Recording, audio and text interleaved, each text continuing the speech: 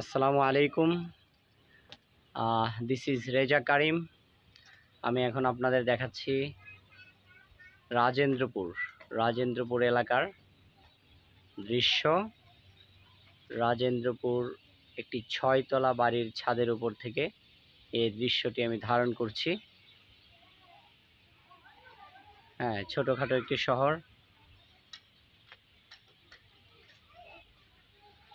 এখন বৃষ্টি স্নাত মুহূর্ত। কিছুক্ষণ আগে বৃষ্টি হয়েছে, যদিও এখন বৃষ্টি কমে গেছে, কিন্তু এখনো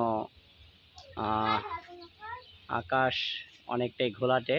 বাট এই পাশটা এটা পশ্চিম দিকে এখনো আগুনের পাহাড় মনে হচ্ছে আকাশে।